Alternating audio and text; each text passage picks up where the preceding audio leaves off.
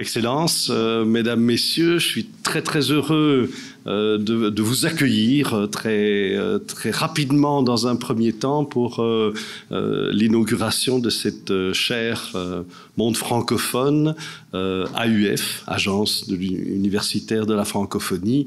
Et donc c'est parce que nous travaillons main dans la main avec l'AUF que je vais vous céder immédiatement la parole à Monsieur Goethals, qui est le directeur général adjoint de l'AUF pour l'Europe occidentale ou de l'Ouest, je pense, voilà, à qui je vais céder la place. Madame Serifi, qui est la directrice générale, nous rejoindra dès qu'elle peut, mais elle était à Marseille et son avion a été plusieurs fois retardé, ce qui fait qu'elle n'est toujours pas arrivée. Mais, Monsieur Goethals, je vous cède la parole. Voilà, et Madame Zeribi arrive dans 30 minutes. Voilà. En attendant, je me permets donc de lire le discours qu'elle avait préparé à votre attention.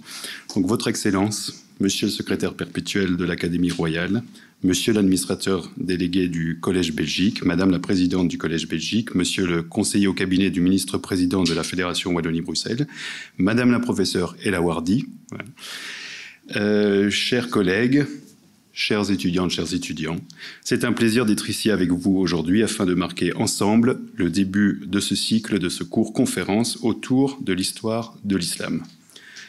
Initiés en 2018, les chaires Monde francophone ont pour but de faire rayonner la francophonie scientifique, ouvrir davantage les unes aux autres des cultures scientifiques et institutionnelles, si abondamment différentes dans les Suds et les Nords d'un monde en profonde recomposition. Mettant simultanément en lumière de grandes personnalités et des institutions prestigieuses de la francophonie scientifique, les chaires créent une occasion marquante de partager des figures énigmatiques, des défis et questionnements, des connaissances et des réponses. Tout autant de raisons pour lesquelles l'AUF se félicite de pouvoir contribuer à l'enseignement d'excellence dispensé dans le cadre des chaires annuelles Monde francophone. Accueillie par l'Académie royale et créée en partenariat avec la Fédération Wallonie-Bruxelles et l'AUF, cette chaire Monde francophone atteste et consacre l'estime et la confiance que l'AUF porte à la francophonie belge, à la Belgique et à ses institutions. Ella Wardy fait incontestablement partie de ces personnalités capables de porter la francophonie scientifique et ses valeurs. Professeure des universités, chercheuse courageuse et auteure reconnue, Ella Wardy témoigne d'une francophonie d'élection. Au-delà d'un moyen tactiquement utile de communication, elle voit dans la langue française une possibilité réelle de défaire des hégémonies, d'affirmer l'émancipation comme condition réfléchie de toute construction de sens qui libère et fasse monde. Je remercie encore une fois les professeurs Didier Vivier et Jean Leclerc pour cette invitation à saluer chaleureusement la professeure Ella Wardy et vous souhaite à toutes et à tous une excellente conférence.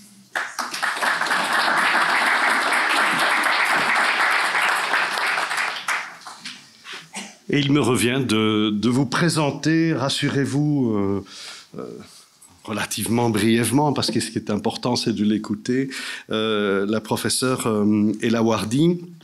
Mais je voudrais quand même commencer cette brève intervention par quelques remerciements. Tout d'abord à son Excellence l'ambassadeur de Tunisie auprès de la Belgique pour sa présence, son soutien.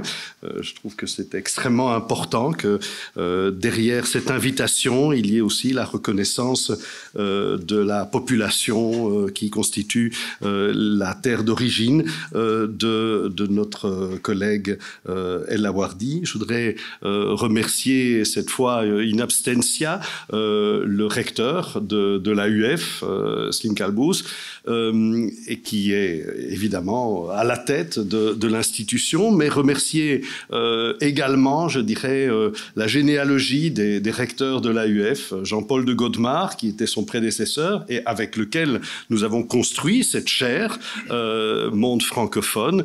Et je rappelle qu'il y en a actuellement 3 qui fonctionnent, outre celle accueillie par l'Académie royale de Belgique, celle qui est hébergée au Collège de France et une qui est hébergée à l'Université Aix-Marseille. Donc, Et je remonterai, je me permets de le faire encore un petit peu plus haut, à Bernard Cerchilini, qui était le recteur de l'AUF avant Jean-Paul de Godemar. Et si je le fais, c'est parce qu'il est membre associé de notre académie, membre associé de la classe des lettres et des sciences morales et politiques. C'est un très très grand linguiste qui nous fait l'amitié de nous rejoindre très fréquemment. Je remercie évidemment, bien sûr, et là aussi avec une généalogie, le ministre président de la Fédération Wallonie-Bruxelles, Pierre-Yves Géolet, mais aussi Rudy Demotte, avec lequel nous avons construit cette chaire et qui la suit toujours de loin en loin, mais depuis le perchoir du Parlement de la Fédération Wallonie-Bruxelles. Et puis, permettez que je remercie aussi le personnel de l'Académie, que je remercie tout particulièrement, et ils encadrent la sortie, donc vous n'avez pas intérêt à sortir. Louis Morès, qui gère opérationnellement en grande partie le Collège Belgique, et puis Nicolas Simon, qui à l'Académie s'occupe des chaires de recherche, et ils le font avec beaucoup de tact et d'engagement, et je voudrais vraiment les remercier ici extrêmement chaleureusement et sincèrement. Et j'associe in fine, bien évidemment, à mes remerciements à la fois Jean Leclerc, dont on a déjà parlé, et Claude Tomberg, qui est la présidente du Collège Belgique. Alors, ces remerciements étant adressés, évidemment, c'est aussi à El Laouardi que je dois adresser des remerciements pour être la titulaire de cette chaire monde francophone. El Laouardi est docteur en littérature française, docteur de la Sorbonne. Elle a fait une thèse sur Raymond Queneau, qui a été publiée en 2005, 3, voilà, merci. Heureusement, j'ai un souffleur. Et elle est professeure de littérature et de civilisation française à l'Université de Tunis, mais elle est aussi rattachée à un laboratoire du CNRS, un laboratoire d'études des monothéismes. Et c'est évidemment sur ce sujet que nous allons l'entendre aujourd'hui. Elle a donc eu un début de carrière orientée vers la littérature française, et elle ne l'a jamais franchement abandonné, cette passion pour la littérature française. Nous avons eu d'ailleurs encore le grand plaisir au sein de la classe des lettres, des sciences morales et politiques à l'Académie de l'entendre sur un très beau sujet, à savoir celui des traductions française du Coran. Donc il y a là un lien entre ces deux passions, mais à la suite, je dirais, de la révolution tunisienne, en tout cas des mouvements de 2011, El Laouardi a choisi d'orienter plus particulièrement ses recherches vers l'histoire de l'islam, et plus particulièrement des débuts de l'islam,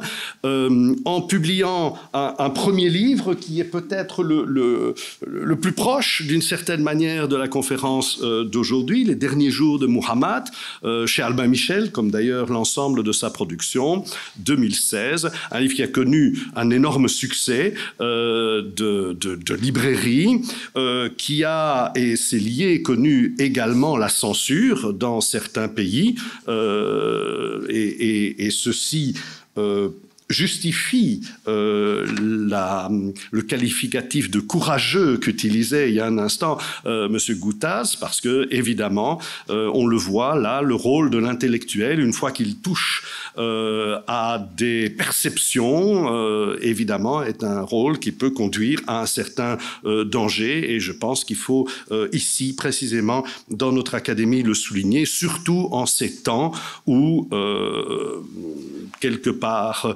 en Russie, un certain nombre d'intellectuels osent dire non et s'en voient condamnés parfois jusqu'à des peines pouvant aller jusqu'à 15 ans de prison. Donc la position de l'intellectuel, souvent en danger, est ici parfaitement incarnée par El Laouardi. Et à partir de 2019, elle a donné une suite à ce premier livre fondateur, Les derniers jours de Mohammed, c'est-à-dire comment est né ce premier califat, c'est-à-dire comment est née l'expression politique d'une idéologie religieuse. Et ça a donné naissance à, pour l'instant, une trilogie, les califes maudits, dont évidemment l'inspiration me semble assez claire et je pense revendiquée avec les rois maudits de Maurice Druon, d'ailleurs avec la même base narrative, puisque à la fois dans les califes maudits et dans les rois maudits, c'est l'histoire d'une rivalité, rivalité pour la succession du trône de France dans cette première moitié du XIVe siècle, ou rivalité pour la succession d'Artois, et ici rivalité pour la constitution du premier califat. Donc, je n'ai qu'un souhait, c'est que la trilogie actuelle n'atteigne les performances de Maurice Druon. Je rappelle qu'il y avait 7 tomes dans Les Rois Maudits et j'attends personnellement avec beaucoup d'impatience que nous dépassions la déchirure à l'ombre des sabres et meurtre à la mosquée pour d'autres titres de ces califes maudit. Je voudrais néanmoins terminer ma présentation, enfin mon introduction, je ne voudrais pas présenter, mais en faisant d'une certaine manière ce que El-Awardi fait, c'est-à-dire en retournant aux sources et en lisant les sources. Ce qui est extraordinaire dans la production d'El-Awardi, c'est que, et comme elle le dit d'ailleurs dans le... alors je passe d'une préface à l'autre, mais elle intitule son avertissement au premier volume des califes maudits, ceci n'est pas une fiction. Et alors, évidemment, en Belgique, ça a une résonance toute particulière. Ceci n'est pas une fiction. Donc, et c'est extrêmement important parce que rien n'est inventé. Tout est réel. Il s'agissait simplement, si j'ose dire, pour l'auteur de rassembler les morceaux épars et d'en faire un récit unifié. C'est un défi, en fait. Mais ces morceaux épars reposent systématiquement sur des sources qui sont citées et qui relèvent à la fois de la tradition sunnite et de la tradition chiite. Ce qui est évidemment fondamental s'agissant des premiers temps de l'islam, et avec cette conclusion qu'on retrouve finalement à toutes les pages de tous ces livres, c'est que ces traditions sont parfois plus convergentes que divergentes, même si l'histoire et les idéologies ont voulu les écarter les unes des autres. En tout cas, c'est un point qui est fondamental. Et au-delà de cette question de sources et donc de méthodes, je voudrais vous lire certains extraits, très peu, rassurez-vous, du prologue des derniers jours de Mohammed. Je me suis concentré sur ce prologue-là puisqu'il était lié plutôt à la conférence de ce soir. Et voici ce qu'écrit El-Awardi dans son prologue. Faute de pouvoir s'assumer comme temporalité humaine, l'islam semble même avancer à pas sûrs vers le chemin de la sortie de l'histoire. La même sortie de l'histoire à laquelle la religion naissante a été confrontée il y a 14 siècles, le jour où Mohammed est mort. Et c'est extrêmement important, et c'est ce qui mène la réflexion intellectuelle d'El-Awardi, c'est ce rapport entre l'histoire du prophète et l'histoire. Le récit religieux et l'histoire, avec cette crainte qu'il n'y ait une sortie de l'histoire, et que cette sortie de l'histoire, évidemment, nous soit d'une certaine manière fatale. Et elle travaille alors sur le rapport entre le récit et l'image. Nous sommes évidemment dans un contexte d'iconoclasme, ou en tout cas d'absence d'image, et elle écrit « Ce rapport à l'image est le symptôme plus profond d'un rapport complexe à la mémoire. » Et elle termine alors, et de manière très logique, « Et si la réforme de l'islam devait être non pas théologique, mais esthétique ?» Et vous avez là un cheminement en fait intellectuel qui relie extrêmement bien la volonté scientifique de l'historienne et l'engagement de l'intellectuel. Et je trouve que ceci est vraiment impressionnant dans le travail d'Elawardi, et je trouve particulièrement intéressant pour une académie comme la nôtre. Elle termine son prologue dans le même sens du premier volume des Califes maudits en disant « Raconter l'histoire des premières années de l'islam est une manière pour moi de réanimer une mémoire collective, fossilisée par une amnésie générale, vous voyez cette sortie de l'histoire qui nous revient, et confisquée par des forces obscures qui, sous couvert de glorification du passé de l'islam, l'ont transformée en machine de guerre. » C'est une déclaration de foi, mais c'est l'explication de son engagement en tant qu'historienne. Mon objectif dans ce récit s'inscrit pleinement dans l'ambition ultime qui définit, selon Ricoeur, grand philosophe, Jean, selon Ricoeur, la fonction narrative, celle de, elle cite, entre guillemets, refigurer la condition historique. C'est donc le lien entre une passionnée de littérature et une historienne, et l'insertion entre le récit, l'histoire, la religion et l'évolution de nos sociétés qui n'est pas toujours celle que l'on souhaiterait. Je suis donc particulièrement heureux que la chaire des mondes francophones soit je ne sais pas qu'est-ce qu'on pourrait utiliser comme mot, honoré, illustré, développé par Elawardi. Et je voudrais simplement vous dire que dans le cadre de cette chaire, il y a un cycle de conférences qui est organisé dans le cadre du Collège Belgique. Nous en sommes à la première de ces conférences, mais dès demain, Mehdi Azaïeh nous donnera une conférence également de la locutaire coranique au Muhammad historique. Donc on n'est pas très loin de la problématique que j'abordais. Le jeudi 17 mars, c'est alors Guillaume Di sur un sujet question autour du contexte du Coran. Et le 30 mars, à nouveau, Elawardi conclura d'une certaine manière, si on peut conclure, le cycle en évoquant la mort de Muhammad et la naissance du califat, ce qui est en fait l'objet principal de ses recherches.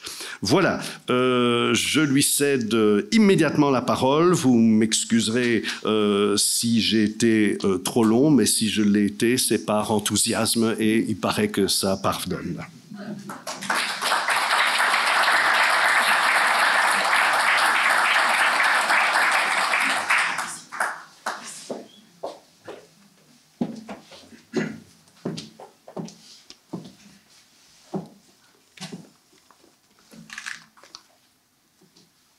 Bonjour à tous. Votre Excellence, Monsieur l'ambassadeur Nabil Ammar, cher Heijer, Monsieur le secrétaire perpétuel Didier Vivier, Monsieur le directeur adjoint de l'AUF, Mesdames les académiciennes, Messieurs les académiciens, chers professeurs, chers amis, je vous remercie tous de votre présence ce soir. Et je tiens, avant de vous présenter ma conférence, je tiens à exprimer tout le bonheur et l'honneur que je ressens donné ce premier cours conférence du cycle Origines de l'islam, islam des origines, au Collège Belgique, dans le cadre de la chaire des mondes francophones que je suis fière d'occuper cette année. Je tiens à adresser mes plus vifs remerciements à l'Académie royale de Belgique, à l'Agence universitaire de la francophonie, ainsi qu'à la délégation Wallonie-Bruxelles, qui, en initiant cette chaire, me donne l'opportunité de vivre l'une des plus enrichissantes et des plus stimulantes expériences de ma carrière de chercheur et d'universitaire. Je n'ai pas assez de mots pour exprimer ma reconnaissance à tous les académiciens, mais notamment à Monsieur le secrétaire perpétuel Didier Vivier, à Madame Myriam Vatedelma, qui malheureusement ne peut pas être là ce soir, directrice de la classe des lettres et des sciences morales et politiques, et à Monsieur Jean Leclerc, administrateur délégué du Collège Belgique, pour leur accueil chaleureux et amical, et surtout pour l'enthousiasme et l'intérêt qu'ils ont constamment manifesté à chaque fois que je leur proposais des sujets pour les travaux que j'envisage de présenter dans le cadre de cette chaire. C'est ainsi qu'ils ont vivement approuvé mon choix de consacrer un cycle de conférences au Collège Belgique à un sujet délicat, complexe, mais ô combien passionnant, l'histoire de l'islam des origines, examinée à l'aune de ces deux figures d'autorité, celle de l'homme, Mohammed, et celle du texte, le Coran. Un sujet pareil étant trop lourd pour mes frêles épaules, j'ai demandé le secours de mes collègues et amis, le professeur Mehdi Azaïz, ici présent, de l'Université catholique de Louvain, et le professeur Guillaume Di, de l'Université libre de Bruxelles, qui ont accepté de m'accompagner dans cette aventure en présentant les 10 et 17 mars prochains deux conférences sur le Coran, sujet qui n'a aucun secret pour eux. Je les remercie du fond du cœur. Aujourd'hui, donc, j'ouvre la marche en vous présentant une conférence sur la figure énigmatique du prophète de l'islam. Le titre de ma conférence peut vous sembler incongru. Comment puis-je qualifier d'énigmatique le fondateur de l'islam, cet homme auquel des dizaines de biographies sont consacrées? Toutes ces biographies, quel que soit leur point de vue, l'intention de leurs auteurs, sont truffées d'informations de toutes sortes, entrant même dans les détails les plus intimes de sa vie personnelle. Le grand public ne se pose même pas de questions au sujet de Mohammed, croyant l'affaire réglée et l'information à portée de main. C'était déjà l'opinion au XIXe siècle de l'immense Ernest Renan, qui a affirmé que la vie de Mohammed nous est, je cite, nous est aussi bien connue que celle de tels réformateurs du XVIe siècle. Une telle observation ne provient pas du premier venu. Renan était l'un des pionniers des études sur le Jésus historique, et à l'époque, ses idées sur la fiabilité des évangiles, fiabilité historique des évangiles, avaient beaucoup choqué. Il est surprenant de voir ce sceptique de la trempe de Renan incarner aujourd'hui aux yeux des islamologues le summum de la crédulité savante, car il faisait confiance aux sources musulmanes. Mais depuis le début du XXe siècle, notamment avec les travaux de Goldziher, de Lamans, de Kaitani, la fiabilité de ces sources musulmanes fait l'objet de doutes sérieux de la part des spécialistes occidentaux de l'islam. Ce doute s'est installé de façon durable et il est désormais largement admis dans les études occidentales sur les origines de l'islam que quasiment rien de ce qui est rapporté dans les sources musulmanes anciennes ne peut être considéré comme authentique et que tous les éléments qui constituent la biographie de Mohammed doivent être approchés avec beaucoup de méfiance. Et voilà qu'en l'espace d'un siècle et demi, Mohammed est passé d'un personnage né en pleine lumière de l'histoire, à une énigme presque totale. Pourquoi Mohammed est-il devenu une énigme? Pourquoi, aux yeux de la recherche occidentale, son historicité pose-t-elle problème? Contrairement à Jésus, il n'a pas eu une naissance miraculeuse. C'est un sujet parfaitement adapté à l'étude historique. Il n'a pas eu de naissance miraculeuse, ni une mort assortie d'une résurrection. Même pour les musulmans qui le vénèrent, Mohammed est né comme tous les êtres humains, d'un homme et d'une femme, avant de mourir comme tous les mortels. A priori, son historicité ne devrait pas se heurter à des obstacles dogmatiques comme l'Immaculée Conception ou la résurrection. Ainsi, les sources musulmanes, comme les historiens contemporains, partagent le même postulat: Mohammed est un homme comme les autres, ce qui est d'ailleurs clairement énoncé dans le Coran. Et puis Mohammed, qui est né, comme on dit, au vu et au su de l'histoire, est chronologiquement très proche de nous. Le 7e siècle, c'est hier. Rappelons qu'il est le contemporain d'Héraclius, l'empereur de Byzance, et du roi Dagobert Ier. Pourtant, nous n'avons aujourd'hui aucune connaissance certaine sur le Mohammed historique et sur quelle base ce constat se fonde-t-il. Je commence d'abord par un constat formel. Nous n'avons aucun vestige archéologique, aucun document écrit, pas la moindre trace matérielle datant assurément du vivant de Mohammed.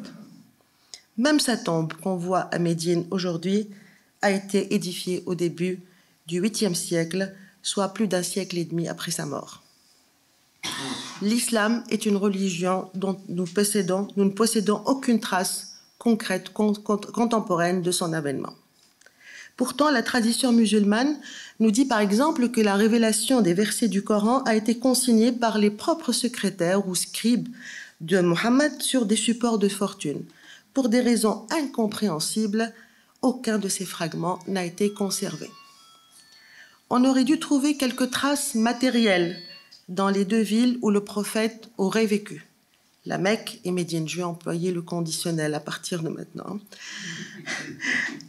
qui sont les deux villes les plus sacrées de l'islam, comme vous le savez. Mais aux grandes dames des historiens, aucun vestige antique n'y a été signalé et décrit jusqu'à présent. Ces vestiges ont peut-être existé, ou peut-être qu'ils existent encore, mais impossible de le savoir car les autorités religieuses saoudiennes interdisent formellement toute recherche archéologique dans ces deux cités. Les théologiens locaux craignent en effet que ces vestiges associés à Mohammed, s'ils étaient mis au jour, ne deviennent l'objet d'une vénération superstitieuse. D'ailleurs, les autorités wahhabites avaient même envisagé un moment à détruire la tombe du prophète, considérant que le culte qui lui est associé a des relents de paganisme. Résultat des courses, pour connaître l'islam des origines et la vie de ce fondateur, nous avons un désert et le néant. Ce trou documentaire, comme l'appelle l'historien Christian Robin, compromet sérieusement tout travail de connaissance historique. A priori, l'absence de données archéologiques semble compensée par l'abondance des sources écrites issues de la tradition savante arabo-musulmane. Mais c'est un trompe-l'œil.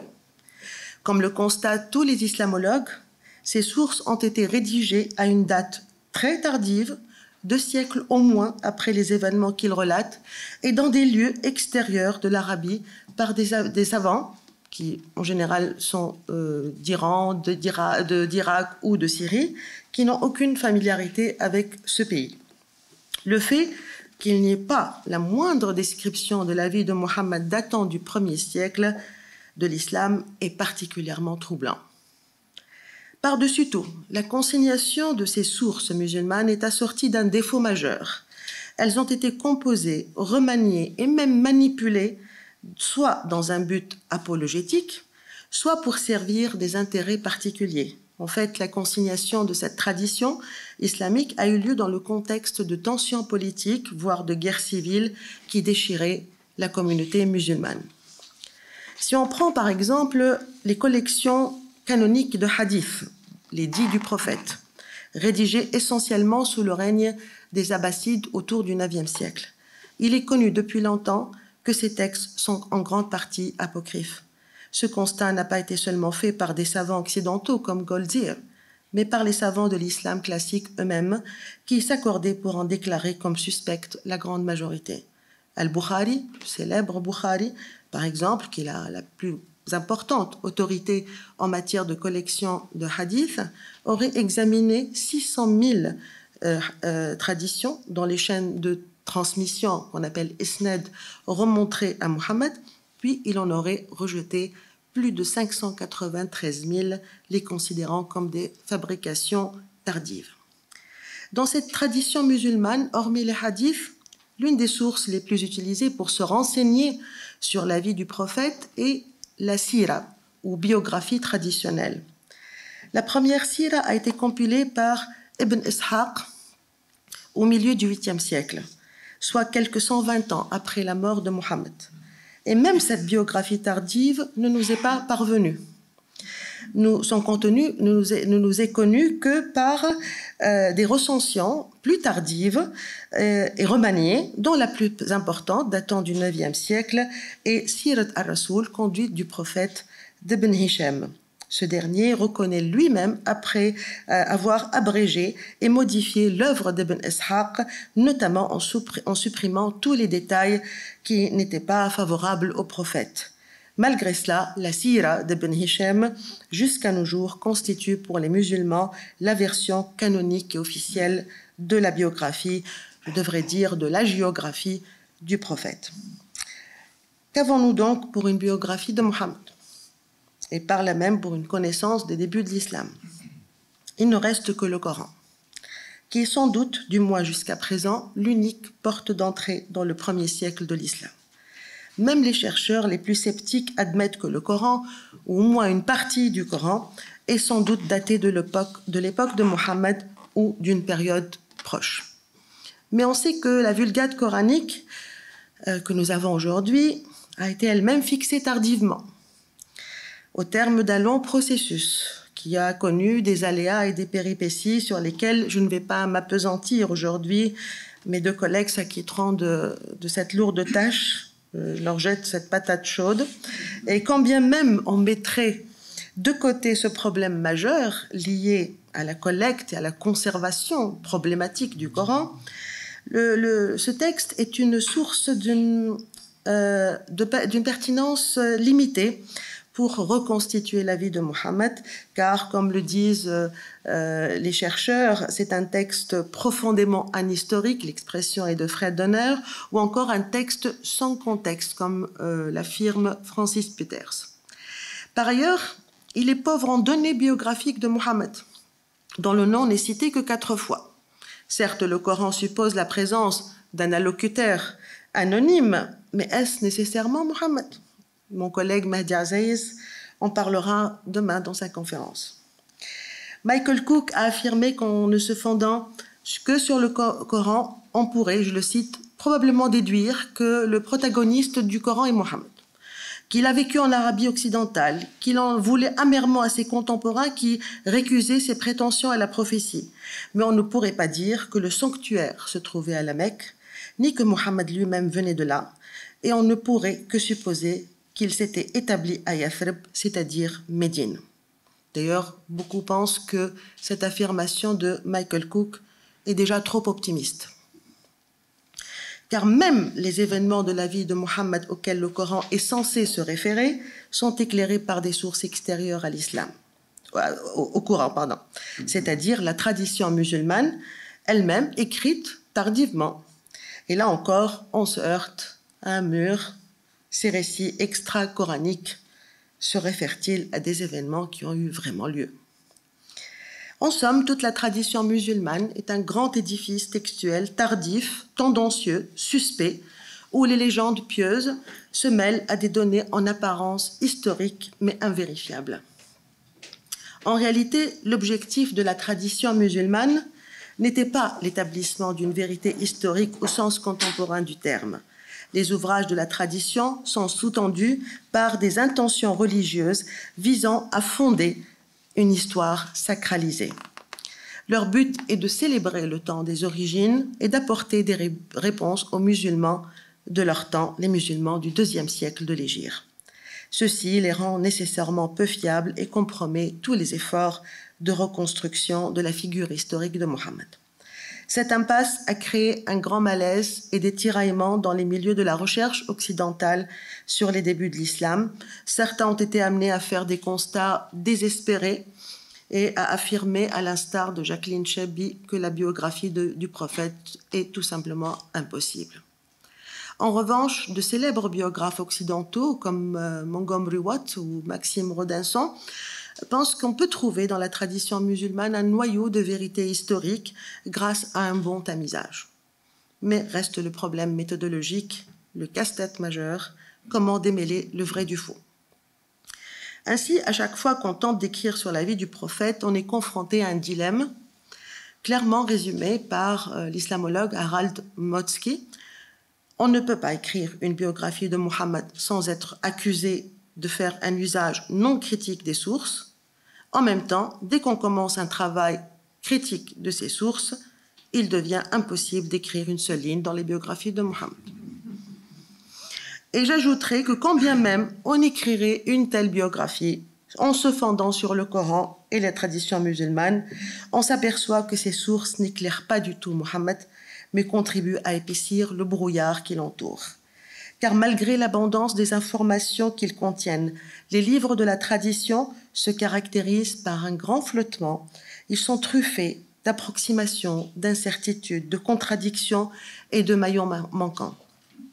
Dans le cadre de cette conférence, bien sûr, je ne peux pas faire la liste exhaustive de toutes ces incohérences, de ces approximations. Je me contenterai de citer les illustrations les plus significatives. La tradition musulmane est très bavarde. Chaque livre de la tradition faut au moins 4-5 tomes. Elle semble capable de décrire avec munitie les détails les plus intimes de sa vie privée, jusqu'à la manière avec laquelle il se curait les dents. Curieusement, cette même tradition n'est pas capable de donner sur lui avec précision des informations rudimentaires, comme par exemple la date exacte de sa naissance. On la situe souvent vers l'an 570, 71, 72, par rapport à la fameuse année de l'éléphant, Am el-Fil. Cette année de l'éléphant correspond dans la tradition à l'année de l'expédition lancée par Abraha l'Éthiopien, un roi chrétien de Himyar, contre le temple de la Mecque, la fameuse Kaaba. Pour impressionner ses adversaires, on dit qu'Abraha a placé à la tête de ses troupes un éléphant appelé par la tradition Mahmoud, variante du prénom Mohammed, c'est très curieux ce prénom de l'éléphant. Cet éléphant, d'après la tradition, aurait refusé d'avancer. L'armée d'Abraha, désignée dans le Coran par l'expression « les compagnons » ou « hommes de l'éléphant », Ashab al-Fil, est alors exterminée par des oiseaux qui l'auraient bombardé de pierres. Ce serait à cette intrigante expédition que la sourate coranique 105 ferait allusion et sur laquelle je reviendrai plus tard. La victoire miraculeuse des Mécois devant Abraha est donc un événement si important pour eux qu'ils l'ont choisi comme point de départ d'un compute mécois en usage pendant quelques années. Donc, comme l'année de l'éléphant était importante, d'ailleurs l'année de l'éléphant, d'après les historiens, se situerait plus ou moins entre 555 et 565. Et donc, elle est tellement cruciale pour l'histoire de la Mecque qu'il est naturel que la tradition la fasse coïncider avec la naissance de Mohammed et qu'elle devienne un repère pour sa biographie avant l'instauration du calendrier de l'Hégire, émigration des années plus tard. D'autres récits de la tradition disent que le prophète serait né 20 ou 30 ans après cette année de l'éléphant. Il n'y a aucun consensus à ce sujet.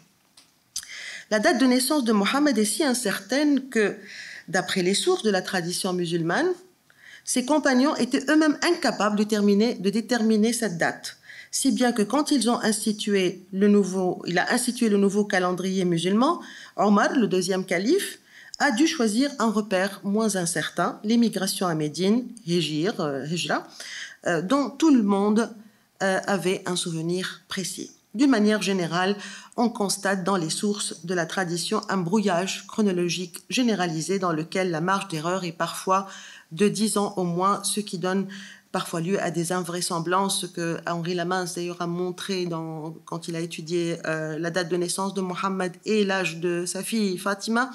Il est arrivé à la conclusion que en fait, Fatima serait née quand sa mère avait 60 ans. En fait, l'écriture de la biographie de Mohammed a été bâtie sur des artifices littéraires fondés eux-mêmes sur la recherche d'équilibre et des symétries. Par exemple, si on a retenu l'année 632 pour le décès du prophète, c'est parce qu'elle crée un équilibre avec l'année de l'Hégire qui est 622. On a l'accomplissement des 10 ans qui répondent en écho aux 10 ans passés par Mohammed à la Mecque entre la révélation et l'émigration. D'ailleurs, Tabari, il commente lui-même clairement cet artifice littéraire en montrant qu'il est sceptique par rapport à ces dates. De même, la tradition affirme que le prophète a reçu la révélation alors qu'il était âgé de 40 ans. Cette information est mise en doute par un curieux hadith qui fait dire à Mohammed, il parle à sa fille, voilà, je le cite, pour chaque prophète, la date de sa mission correspond à la moitié de l'âge de son prédécesseur. Au début de sa vie publique, Isa, Jésus, comptait 40 ans, moi j'ai été envoyé comme prophète à l'âge de 20 ans. Il semble que si on a choisi de situer l'âge de la révélation pour Mohammed à 40 ans, c'est parce que cet âge est un lieu commun de la littérature proche-orientale correspondant à la maturité physique et mentale.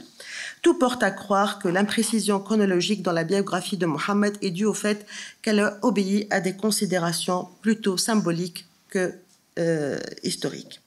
Une autre donnée biographique rudimentaire semble mystérieuse, le prénom véritable du prophète lui-même. Il est à ce jour inconnu, car Mohammed, qui signifie littéralement le très loué, ou sa variante Ahmed, le plus loué, serait non son prénom de naissance, mais un titre qu'il aurait reçu au lendemain de la prophétie. Le professeur Robert Kerr, ici présent, vient de publier un article absolument passionnant sur le sujet. Comment s'appelait le prophète avant la révélation ? Les ouvrages de la tradition sont incapables de répondre à cette question. On sait seulement qu'il est affublé de plusieurs surnoms, qu'on appelle en arabe Konya. On l'appelle Aboul Qasim, ou encore Ibn Abi Kabsha, surnom qu'il avait à la Mecque et dont on ne sait pas grand-chose. On est allé même jusqu'à penser que son véritable prénom est Qutham, parce que son père portait la Konya, le surnom Abu Qutham, le père de Qutham, à moins que Mohammed n'ait eu un frère aîné qui s'appelait Qutham. Ça, ce serait autre chose. En outre, certaines informations capitales de sa biographie demeurent indéterminées. La tradition musulmane est incapable de se prononcer sur la cause de sa mort. Dans un même ouvrage de la tradition, une illustre autorité comme Bukhari en présente deux versions contradictoires. L'une dit qu'il est mort assassiné, empoisonné par une juive, évidemment. L'autre affirme qu'il est mort d'une mort naturelle après avoir succombé à une pleurésie. Le plus étrange est que ces deux versions émanent d'une seule source, sa jeune épouse Aïcha. On relève la même indétermination quand il s'agit d'autres informations élémentaires, comme le nombre exact de ses enfants. Le chiffre varie de 5 à 10, et celui des femmes qu'il a épousées. Et là, le chiffre varie de 15 à 25. Par ailleurs, des pans entiers de sa vie sont complètement passés sous silence. Il existe en effet un déséquilibre flagrant entre la quantité prodigieuse d'informations sur la vie du prophète après la révélation, qui aurait commencé autour des années 610-611, et surtout après l'hégire à partir de 622. Et la rareté des renseignements qu'on nous donne sur sa vie avant la prédication, période qui correspondrait à une quarantaine d'années, donc les 2/3 de son existence. D'ailleurs, même les premiers temps de la prédication ne sont pas très clairs. La tradition n'est pas très bavarde sur cette dizaine d'années où Mohammed est resté à la Mecque pour appeler à la nouvelle religion avant son émigration à Médine. Pour cette période, on relève des blancs et des passages sans doute caviardés. Ibn Hisham n'a-t-il pas avoué avoir amendé la biographie d'Ibn Ishaq? L'un des faits les plus étranges est qu'au début de sa prédication, Mohammed était appelé le Sabéen, As-Sab', appellation sur laquelle la tradition ne donne aucune précision. De même qu'elle ne prend pas la peine de nous expliquer un épisode étrange, très connu des musulmans d'ailleurs. On sait qu'au moment où il a reçu la révélation, Mohammed a été troublé et même effrayé. Il se plaint à sa femme Khadija des apparitions qu'il avait, et Khadija court consulter son cousin, le fameux Waraqa ibn Nawfal, qui était un chrétien nestorien. Celui-ci assure que Mohammed est bel et bien le prophète attendu et annoncé dans les Écritures. Sauf qu'il y a visiblement un blanc dans l'histoire, car aucune source musulmane ne nous dit pourquoi ce Waraqa ne s'est jamais converti à l'islam.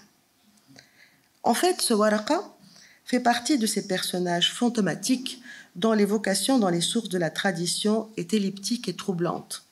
C'est le cas notamment du moine nestorien Bahira, rencontré par Mohammed en Syrie et qui a reconnu en lui le prophète attendu, qui lui non plus ne s'est pas converti à l'islam.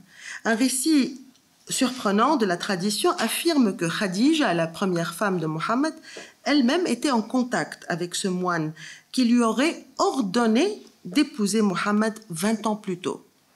Toujours d'après les sources musulmanes, juste après la révélation, Khadija est allée consulter le moine Bahira qui, nous dit-on, vivait désormais non plus en Syrie, mais près de la Mecque. Je peux vous citer un autre blanc dans l'histoire que personne ne nous explique et qui, personnellement, m'a toujours intrigué. On nous dit que le prophète, au moment de l'hégire, a quitté sa ville natale, la Mecque, pour s'installer à Yathrib, future Médine, pour fuir les persécutions. Puis il est revenu à la Mecque en conquérant quelques années plus tard, en 630, après une grande réconciliation avec sa tribu. Mais ce qui est curieux, c'est qu'il décide de revenir vivre à Médine, alors qu'on le verrait plutôt se réinstaller dans la ville de ses ancêtres, la ville la plus sacrée de l'islam. Pourquoi ne l'a-t-il pas fait? On ne le sait pas. À ces épisodes troublants et inexpliqués, on peut ajouter le fait que les récits biographiques de Mohammed comportent des incohérences et des contradictions flagrantes. Quand on se penche sur les péripéties de sa vie privée, par exemple, on constate que pendant toute la période mécoise, Mohammed était monogame. Il n'avait qu'une seule épouse, Khadija, et plusieurs enfants. Après l'émigration à Médine, le schéma s'inverse. Il a de très nombreuses épouses, et curieusement, aucune de ses femmes et concubines ne lui a donné d'enfant. Serait-il devenu stérile à cause d'une quelconque maladie? La tradition ne semble pas aller dans ce sens puisqu'elle affirme qu'au crépuscule de sa vie, il a eu un garçon avec son esclave copte Maria. L'enfant qui s'appelle Ibrahim est mort en bas âge. On prend soin de nous dire tout de même que la venue au monde de ce garçon a tourmenté le prophète qui a eu au début de sérieux doutes sur sa paternité de l'enfant. Sur le plan de sa carrière politico-religieuse, on relève la même dissonance entre la période mécoise et la période médinoise. Pendant les 10 ans où il est resté à la Mecque, appelant à la nouvelle foi, la prédication de Mohammed était pacifique et spirituelle. Après son émigration à Médine en 622, il change radicalement d'attitude en menant une politique éminemment belliciste. Il lance constamment des offensives et ordonne des razzias, à peu près une centaine en tout, pour ramener sceptiques et infidèles sur le chemin d'Allah et amasser du butin accessoirement. Ainsi, l'écart entre les deux périodes, la mécoise et la médinoise, aussi bien sur le plan religieux que sur le plan personnel, est aux confins de l'incohérence. Cet écart est si énorme qu'on a parfois l'impression d'avoir affaire à deux hommes différents. C'est comme si le Mohammed prédicateur à la Mecque était mort et un autre homme a émigré à Médine et s'est fait passer pour lui. Il résulte de cette biographie incohérente un portrait paradoxal du prophète, dont la personnalité est baignée de contradictions et d'invraisemblances qui le rendent énigmatique, justement, parce que l'énigme se nourrit du paradoxe. Chaque événement de sa vie, chacun de ses traits de caractère se trouve comme dissous dans un foisonnement spectaculaire de versions divergentes, parfois inconciliables. On a d'une part l'image d'un homme modeste au caractère doux. On le décrit sous les traits d'un père de famille affectueux et bienveillant qui traite les démunis avec humilité et ses ennemis avec magnanimité.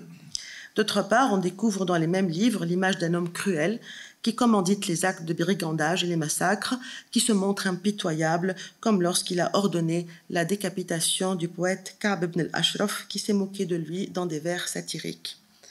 On montre aussi un Muhammad avide de plaisir, vivant dans l'opulence, accumulant les richesses et favorisant les nantis. Et aux antipodes de ce personnage vénal et violent, d'autres récits de la tradition, où on décèle l'influence de la géographie chrétienne, vantent la vie ascétique, le zuhd du prophète. On le décrit vivant dans une modeste demeure et s'occupant lui-même des tâches domestiques. Il traite sa brebis et raccommode lui-même ses vêtements et ses souliers. À mon avis, la manifestation la plus flagrante du paradoxe Muhammad et qui le rend résolument mystérieux, voire insaisissable, est celle qui touche à la nature même de sa prédication. Était-il le prophète réformateur, annonciateur de temps nouveaux, ou le prophète de l'Apocalypse, annonciateur de la fin des temps? Pour ses coreligionnaires, Muhammad est venu pour annoncer la fin imminente du monde et pour assister au jugement dernier. Plusieurs versets du Coran et de nombreux hadiths qui évoquent l'imminence de l'heure permettent de le percevoir d'une manière incontestable. Le Coran, d'ailleurs, multiplie les affirmations sur l'approche de l'Apocalypse, sans préciser bien sûr le moment exact. Leur approche et la lune se fend, lit-on dans le premier verset de la sourate La Lune. Dans son livre désormais incontournable, Muhammad et la fin du monde, Paul Casanova a recensé tous les versets et les hadiths en rapport avec la nature eschatologique de la prédication de Muhammad. Et je veux revenir plus longuement sur ce point dans ma dernière conférence. Il est difficile de croire que les auteurs de la tradition ont inventé cette croyance eschatologique dont le Coran garde une trace indélébile, lors même que l'avenir lui a infligé un irréfutable démenti. Le retard pris par l'arrivée de la fin du monde a imposé une révision historique totale qui s'est amorcée au moins un siècle et demi après la mort du prophète. C'est alors qu'aurait surgi l'image du prophète réformateur qui a éclipsé, sans l'effacer totalement, l'image du prophète de l'Apocalypse. Cette révision historique, Paul Casanova l'a appelée la fraude pieuse. Et l'oxymore employé par Casanova qualifie bien l'entreprise de la tradition musulmane et explique en grande partie la méfiance qu'elle suscite chez les islamologues contemporains, qui n'ont pourtant pas baissé les bras et continuent leur quête du Muhammad historique, soit par l'approche critique des sources musulmanes, soit par l'exploration des sources extérieures à l'islam. Un pan non négligeable des biographies occidentales contemporaines de Muhammad, tout en continuant à se référer à la tradition musulmane, privilégie une approche réaliste, désacralisante, qui évacue la substance légendaire et montre que le fondement de la prédication de Muhammad n'était pas religieux, mais politique, orienté vers la création d'un État arabe. On ramène Muhammad à des considérations plus terre-à-terre, c'est-à-dire ne révélant que les enjeux politiques et économiques de sa carrière, faisant de lui moins un chef religieux qu'un leader politique, parfois animé d'idées marxistes. C'est ce qu'on ressent dans la biographie de Rodinson. L'une des approches les plus prometteuses dans la connaissance de Muhammad et par là même des origines de l'islam est celle qui se fonde sur l'étude de la naissance de l'islam à l'aune du contexte plus large des cultures religieuses, juives, chrétiennes et zoroastriennes, durant l'Antiquité tardive. De nombreux chercheurs contemporains pensent que la doctrine religieuse de Muhammad a été influencée par une tradition d'eschatologie répandue dans les religions du Proche-Orient au moment de l'avènement de l'islam. Une telle vue des choses est corroborée par la tradition chiite, comme l'a montré le professeur Mohamed Ali Amir Mouazi. Certaines thèses d'historiens s'orientent parfois vers des remises en cause radicales il y a ceux qui ont supposé que l'islam n'est pas né en Arabie, mais dans le Negev, et ceux qui ont affirmé que le Coran est dérivé d'un lectionnaire syriaque réinterprété par des utilisateurs ignorants. Depuis quelques années, une perspective nouvelle est en train de connaître des progrès notables et stimulants. Celle qui s'adosse sur les sources extérieures, les sources non musulmanes datant du 7e siècle, ainsi que les éléments fournis par l'archéologie. L'exploration des sources non musulmanes, syriaques, araméennes, coptes ou grecques, contemporaines de l'avènement de l'islam, sont en train d'apporter un éclairage de la plus haute importance. Robert Hoyland, dans son livre Seeing Islam as Others Saw It, a consacré un livre important à ces sources précieuses qui sont en train d'amorcer un processus de réécriture de l'histoire parce qu'elles contiennent des informations qui contredisent la chronologie déjà flottante de la tradition musulmane. L'exemple le plus flagrant est celui de la date de la mort de Mohammed. Tandis que la tradition affirme qu'il est mort en 632, les sources non musulmanes, des textes écrits en grec et en syriaque datant du 7e siècle, donc quasiment contemporains de l'événement, disent que Mohammed, en 634, était encore en vie et guerroyait à Gaza. Par ailleurs, les prospections archéologiques sont en train de remettre les pendules à l'heure et d'opérer discrètement une jonction des études islamiques avec l'histoire. Sans entrer dans les détails, je vous donne les principales conclusions de la recherche, quelques-unes des principales conclusions de la recherche archéologique contemporaine qui nous permet de mieux connaître le berceau de l'islam quelques années seulement avant l'arrivée de Mohammed au monde. Je renvoie ici notamment aux travaux très importants de deux éminents archéologues, Christian Robin et Frédéric Imbert. L'étude des inscriptions monumentales et rupestres, papyrus et monnaies, révèle un fait assez intrigant: le caractère tardif du culte de Mohammed. Comme le rappelle Frédéric Imbert, en termes de données matérielles, la plus ancienne mention du prophète remonte à l'an 66 de l'Hégire, c'est-à-dire 685 de l'ère chrétienne, soit près de 55 ans après sa mort. Et cette trace que nous avons du nom Mohammed se trouve sur cette pièce de monnaie, une drachme arabo-sassanide, sur laquelle on lit la légende Bismillah, Muhammad Rasulullah. Et dans les plus anciens documents écrits sur papyrus, il est attesté que les premiers récits datent au moins du début du 8e siècle. Seul un fragment de papyrus de 8 lignes, datant de cette période, est parvenu jusqu'à nous. Alors, ce papyrus, ce fragment, a été découvert à Kherbat el-Mert, au nord-ouest de la mer Morte, par des archéologues belges d'ailleurs. Il contient quelques détails sur la bataille de Badr, qui a eu lieu en 623, première victoire des musulmans contre les mécréants. Le nom de Mohammed est mentionné à 2 reprises dans ce fragment, mais fait étrange, son nom n'est pas accompagné de la formule de bénédiction habituelle, sallallahu alayhi wa sallam, que les prières et les louanges de Dieu soient avec lui. Donc c'est Mohammed pour Badr, Mohammed de la Mecque, sans aucune formule de bénédiction. En outre, l'étude des premiers graffitis de l'islam révèle ce que Frédéric Imbert appelle l'évidence de l'absence. Le nom de Mohammed ne figure sur aucun des graffitis les plus anciens découverts en Arabie. La plus ancienne mention du prophète date de l'an 121 de l'Hégire, c'est-à-dire 738-39 de notre ère, dans une prière qu'il associe à Abraham. Amin, Rabb Muhammad wa Ibrahim. Amen, Seigneur de Mohammed et d'Abraham. En outre, des éléments de la plus haute importance concernant le milieu de naissance de Mohammed et de l'islam sont apportés par les fouilles archéologiques de plus en plus dynamiques dans la région de l'Arabie, surtout depuis l'ouverture de l'Arabie saoudite aux recherches archéologiques à partir des années 2000, par la Mecque et Médine. Les choses sont encore très verrouillées. Mais les fouilles archéologiques permettent, dans les alentours, permettent de tirer des conclusions édifiantes et assez troublantes dont je vais vous citer quelques-unes.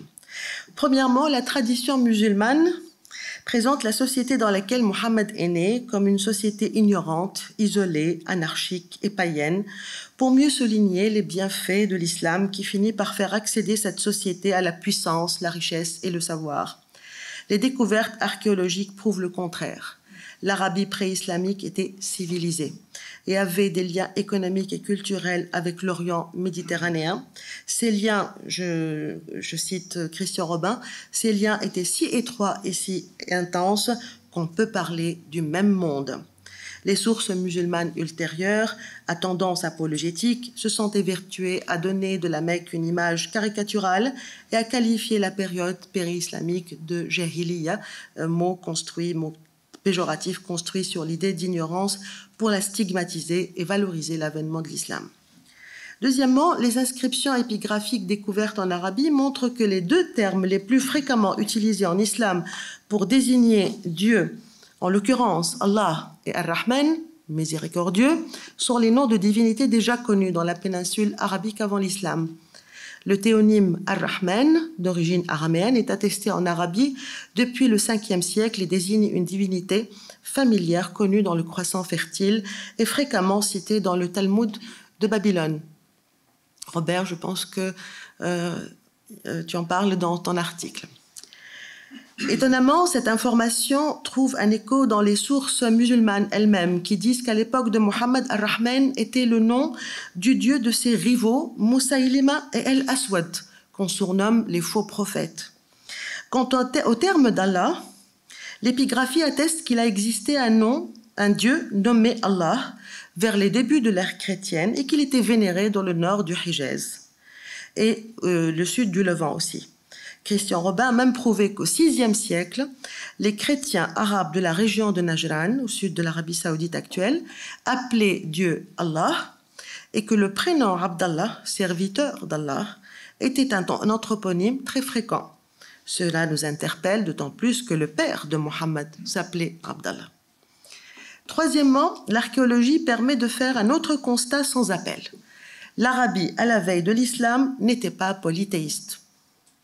Les inscriptions révèlent qu'une grande partie de cette région, y compris la Mecque et Médine, des années 350 aux années 560, c'est-à-dire à la veille de la naissance présumée de Mohammed, était dominée par le royaume de Himyar, dont le centre de gravité se trouve au Yémen et qui a été successivement juif puis chrétien.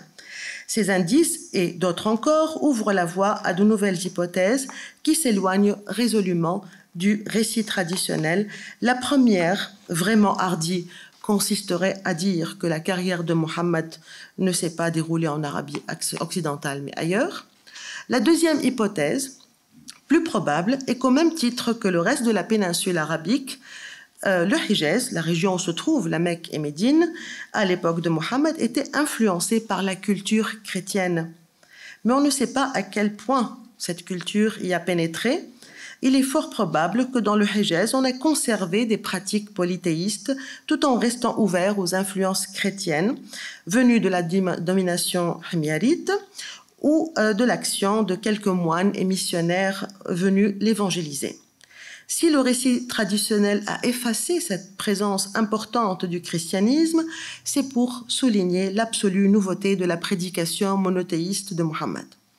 Ainsi, on s'oriente à pas sûr vers une nouvelle donne. L'islam serait né dans un milieu chrétien, non exclusivement païen. Ce qui est assez singulier, c'est que les sources de la tradition contiennent des indices surprenants qui abondent dans ce sens, au lieu de le contredire. On se contentera de rappeler le plus éloquent de ces indices, rapporté par l'historien arabe Al-Azraqi dans son livre Akhbar Makkah, qui dit que dans la Kaaba, les idoles païennes côtoyaient des images peintes d'Abraham, de Jésus et de Marie. La présence de ce syncrétisme religieux à la Mecque nous invite à revoir la biographie de Mohammed. La tradition nous dit qu'il a appelé au monothéisme dans un cadre fanatiquement païen. C'est pour cette raison qu'il a été persécuté. Mais comme il est clair qu'à la Mecque, le monothéisme et sans doute le christianisme étaient acceptés et pratiqués, on serait autorisé à penser que l'hostilité dont il aurait fait l'objet dans sa ville natale n'était pas religieuse, c'est probablement le projet politique qu'il portait qui n'arrangeait pas sa tribu.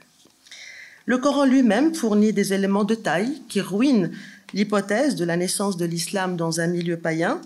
Comme l'ont montré de nombreux chercheurs, le caractère allusif et elliptique des récits bibliques rapportés dans le Coran montre que Mohammed s'adressait à un auditoire qui connaissait déjà ces histoires et n'avait aucun problème à les comprendre. Il est clair qu'il ne les entendait pas pour la première fois. Dans plusieurs versets, le Coran affirme qu'il répète les légendes et les histoires des anciens, Asatir al-Awwalin. Et à propos des histoires racontées dans le Coran, il y a le récit que j'ai abordé tout à l'heure, celui qui évoque les hommes de l'éléphant au début de la sourate 105 intitulée « L'éléphant ». Voilà comment s'ouvre la sourate. « N'as-tu pas vu comment ton Seigneur a traité les hommes de l'éléphant? N'a-t-il point fait tourner leur stratagème en confusion? N'a-t-il point lancé contre eux des oiseaux par vol qui leur jetaient des pierres d'argile en sorte que ton Seigneur en fit comme feuillage dévoré ?» Cette mention énigmatique des hommes de l'éléphant nous intéresse particulièrement donc, parce qu'elle est en relation avec la date de naissance de Mohammed, comme je l'ai dit tout à l'heure. Les exégètes du Coran sont unanimes pour dire que ce verset est une allusion à l'expédition du roi Abraha contre la Kaaba et au châtiment infligé à son armée, dans le but de montrer que ce temple jouit de la protection divine. Dans ces conditions, il n'est guère étonnant de voir les historiens émettre de sérieux doutes sur l'historicité de cette expédition. De plus, l'hypothèse qu'un éléphant ait pu traverser les 600 km de désert à vol d'oiseau entre Najran et la Mecque paraissait bien peu vraisemblable. Or, ce point de vue sceptique se trouve lui-même infirmé par une récente découverte archéologique qui vient éclairer cette mystérieuse histoire des hommes de l'éléphant. En effet, la mission archéologique franco-saoudienne de Najran en Arabie saoudite en 2014 et en 2018 a découvert, à la surprise générale, 3 dessins d'éléphants et une inscription du souverain Abraha datant du VIe siècle. Pour la première fois, le doute sur cette expédition d'Abraha est levé. Ces dessins se trouvent sur les sites rupestres de la région de Hima, à 100 km au nord-est de l'oasis de Najran. Ce sont des sites uniques au monde, paraît-il. C'est le paradis des épigraphistes. Et ce site, d'ailleurs, a été découvert dans les années 50 par une expédition belge. L'archéologue Christian Robin écrit au sujet de cette découverte des dessins d'éléphants. Je le cite, « La meilleure explication de ces dessins est qu'un éléphant est passé par Hima et a frappé de stupeur les spectateurs. Certains de ces derniers auraient aussitôt entrepris d'engraver une image dans le rocher. Comme le roi Abraha est le seul souverain aksumite qui soit crédité d'expédition dans l'Arabie désertique, la probabilité est donc assez grande que les dessins d'éléphants de Hima représentent un ou plusieurs éléphants appartenant à ce roi. L'association d'un éléphant au roi Abraha, que la tradition savante arabo-musulmane a transmise sous une forme probablement remaniée, est donc confirmée. Le texte coranique se réfère à des événements récents qui se sont produits en Arabie. Il est singulier de voir que les recherches archéologiques, tout en remettant en cause le récit traditionnel, offrent parfois des recoupements singuliers avec lui. Certes, les sources musulmanes sont pétries de matière légendaire, mais elles pourraient proposer une autre trajectoire de lecture. On constate parfois qu'elles n'ont pas subi d'arrangement, notamment quand elles évoquent des épisodes peu reluisants pour la mémoire du prophète. Si on prend par exemple 2 épisodes au parfum de scandale évoqués dans le Coran et qui sont en rapport avec la vie du prophète, la vie privée du prophète, on peut les tenir pour fiables. On leur appliquerait alors l'argument de l'embarras ecclésiastique, qui est l'un des 5 critères d'historicité utilisés par les historiens et les exégètes de la Bible pour évaluer le degré de fiabilité d'un événement ou d'un détail dans la Bible. Le principe consiste à dire que si cet élément est embarrassant pour l'approche dogmatique, il y a des chances qu'il soit véridique. Quels sont ces 2 épisodes dont je parle. Il s'agit de l'épisode du Ifk, ou calomnie, durant lequel la femme de Mohammed, Aïcha, a été accusée d'adultère, et l'épisode du mariage gênant de Mohammed avec la femme de son fils adoptif, mariage ayant entraîné l'interdiction de l'adoption en islam. Ces deux incidents, à cause précisément de leur nature embarrassante pour la mémoire de Mohammed, qui aurait connu les tourments du mari trompé ou de l'amoureux contrarié par le spectre de l'inceste, peuvent être tenus pour authentiques. Ils fournissent la preuve que le Coran et l'arsenal exégétique qui l'accompagne et les biographies de Mohammed n'ont pas été totalement aseptisées. Comme vous le voyez, la figure de Mohammed n'est pas condamnée à demeurer énigmatique. Il y a des progrès prometteurs effectués, des hypothèses audacieuses pour mieux le cerner et mieux connaître les origines de l'islam. Pour l'heure, seule la recherche occidentale se penche sérieusement, comme elle l'a fait jadis avec Jésus, sur l'historicité de Mohammed, en essayant de déterrer l'homme enseveli sous la légende religieuse. Ce travail d'enquête historique, les spécialistes de l'islam le font dans une relative discrétion, car affirmer que le prophète est un secret de l'histoire pourrait avoir de fâcheuses conséquences et conduire à des remises en cause radicales dont personne n'est prêt à assumer les retombées. Il est question là d'ébranler les fondations mêmes de l'islam. Ainsi, les débats autour de Mohammed et son historicité ne sortent pas des cercles des spécialistes qui discutent entre eux de problèmes dont les musulmans ignorent l'existence et dont ils ne veulent même pas entendre parler. Dans ce sens, je ne dois pas omettre de mentionner une difficulté majeure et latente, celle qui concerne les mentalités dans le monde musulman, qui semble s'être enfermée dans une représentation absolue et intemporelle de son passé, ce qui rend les musulmans hostiles à toute tentative d'exploration des origines de leur religion et de connaissance historique de leurs prophètes. Dans le monde musulman, toute voix qui s'élève pour amener Mohammed à la réalité historique est intimidée, stigmatisée. Récemment, d'ailleurs, un journaliste égyptien a été littéralement lynché parce qu'il a osé dire dans une émission télévisée que le récit du voyage nocturne n'était pas un fait avéré, mais un mythe qu'il faut interpréter comme un symbole. En fait, les musulmans se désintéressent du Mohammed historique. Ils n'ont pas besoin de le connaître, ils veulent juste le vénérer. Toute exploration de la genèse historique de l'islam est perçue par les musulmans comme menaçante, ce qui explique l'interdiction des fouilles archéologiques au Hijaz. La science historique est comme une boîte de Pandore qu'on veut garder fermée car une fois ouverte, elle risque de frapper de plein fouet l'origine miraculeuse de l'islam et la sacralité de son prophète. Ce qui est singulier, c'est que ce Mohammed légendaire façonné par le dogme est très éloigné des sources de la tradition elle-même. Cela a créé un éloignement dédoublé. La tradition musulmane a éloigné Mohammed de son histoire. Le dogme religieux a creusé l'écart en éloignant Mohammed de la tradition, car la tradition peut parfois s'avérer subversive, chose qui a nécessité un filtrage des informations qu'elle contient. Le dogme religieux a même fini par construire et diffuser un discours qui s'oppose à ce qu'on trouve dans la tradition. Je prends l'exemple du présumé illettrisme de Mohammed, démenti par les sources les plus orthodoxes de l'islam. Selon la tradition musulmane, le prophète aurait été même un homme de l'écrit. Son illettrisme supposé n'est qu'une légende facilement démentie par le nombre important de documents qu'il aurait écrits ou dictés durant toute sa carrière. Et je ne vais pas m'étendre sur les catastrophiques dommages collatéraux de cette glorification de l'illettrisme. Au bout du compte, le Mohammed historique s'est enlisé dans les sables mouvements du dogmatisme, qui a fini par imposer aux musulmans un Mohammed irréel, voire déifié.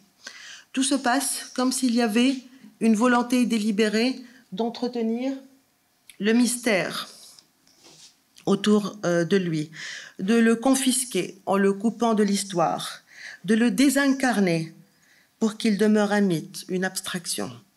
Dans ce processus, la première étape a été de le dissimuler, de le soustraire littéralement au regard. L'interdiction de le représenter est la manifestation flagrante de cette démarche de désincarnation. Les musulmans contemporains, finalement, ne savent pas grand-chose de leur prophète. Ils ne peuvent même pas se le représenter physiquement, alors que dans les sources de la tradition, nous avons des pages et des pages consacrées à la description physique du prophète. Le Muhammad vénéré bloque le Muhammad historique et l'empêche de sortir de la pénombre. En somme, je pense que Muhammad cessera de devenir une énigme pour la science le jour où il cessera d'être un fantasme pour les musulmans. Le jour où les musulmans pourront enfin le voir en peinture. Je m'excuse du jeu de mots final et je vous remercie de votre attention.